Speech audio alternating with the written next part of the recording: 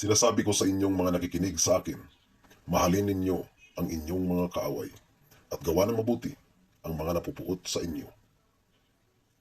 Pagpalain ninyo ang sumusumpa sa inyo at ipanalangin ang mga nangaapi sa inyo. Kapag sinampal ka sa isang pisngi, iharap mo rin ang kabila. Kapag inagaw ang iyong balabal, huwag mo ipagkait ang iyong baro. Bigyan mo ang bawat nanghihingi sa iyo, at kung may kumuha ng iyong ari-arian, huwag mo nang bawiin ang mga iyon. Gawin ninyo sa iba ang ibig ninyong gawin nila sa inyo. Kung ang nagmamahal lamang sa inyo ang inyong mamahalin, ano bang gantimpala ang inyong hihintay? Ang mga makasalanan man ay marunong din magmahal sa mga nagmamahal sa kanila. Kung ang mga nagmabuti lamang sa inyo ang inyong gagawa ng mabuti, ano pang gantimpala ang inyong hihintayin? Kahit ang mga masamang tao ay gumagawa rin yan. At kung ang makakabayad lamang sa inyong pautangin, ano pang gantimpala ang inyong hihintayin? Kahit ang masasamang tao ay nagpapautang din sa kapwa nila masama, sa pag-asang sila ay mababayaran. Mahalin ninyo ang inyong mga kaaway at gumawa kayo ng mabuti. Magpapautang kayo nang hindi maasang kayo ay babayaran, sa gayon malaking gantimpala ang tatamuhin ninyo. At kayo magiging mga anak ng kataas-taasang Diyos sapagkat siya'y mabuti kahit sa masama at sa mga hindi marunong tumanaw ng utang na loob. Maging mahabagin kayo na gaya ng inyong ama. Huwag kayong hamatol at hindi kayo hahatulan. Huwag kayong magparusa at hindi kayo paparusahan ng Diyos. Patawarin ninyo ang inyong kapwa at kayo patawarin din ng Diyos. Magbigay kayo at kayo bibigyan ng Diyos. Hustong takal, siksik, liglig at umaapaw pa ang ibibigay sa inyo.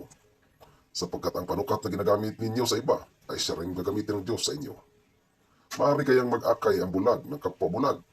Pareho silang mahuhulog sa hukay kapag ginagawa nila ang ganoon.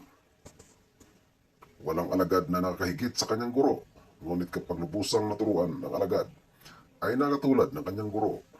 Bakit mo papansinin ang puwing ng iyong kapatid, ngunit hindi mo nakikita ang tuso sa iyong mata? Paano mo masasabi sa iyong kapatid, Kapatid, hayaan mong alisin ko ang iyong puwing, gayong hindi mo nakikita ang trusong na sa iyong mata, mapagkunwari. Alisin mo muna ang truso sa iyong mata nang makakita kang mabuti, sa gayon maalis mo na ang puwing ng iyong kapatid. Walang mabuting punong kahoy ang namumunga ng masama, at wala ring masamang puno ang namumunga ng mabuti. Nakikilala ang bawat puno sa pamamagitan ng kanyang bunga, sapagkat hindi nakapitas ng igos sa matinik na halaman ng ubas sa mga dawag. Ang mabuting tao ay naglabas na mabuti mula sa kanyang pusong sagana at kabutihan. Samantalang ang masamang tao naman ay naglalabas ng masama mula sa kanyang pusong tigib ng kasamaan. Sapagkat kung ano ang nag-umapaw sa puso ay siyang sinasabi ng labi. Bakit ninyo ako tinatawag ng Panginoon, Panginoon? Ngayong hindi naman ninyo tinutupad ang sinasabi ko. Sasabihin ko sa inyo kung ano ang katulad ng taong lumalapit sa akin, nakikinig sa aking mga salita at nagsagawa ng mga ito. Ang katulad niya ay isang taong humukay ng malalim at nagtayo ng bahay sa pundasyong bato. Nang bumaha at bumugso ang tubig sa bahay na iyon, hindi natinag ang bahay na itinatayo sapagkat matibay ang pagkatayo nito.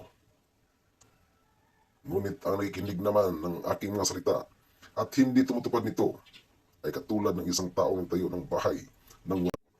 Nang bumaha at bumugso ang tubig sa bahay na iyon, ito ay kaagad bumagsak at lubusang nawasak.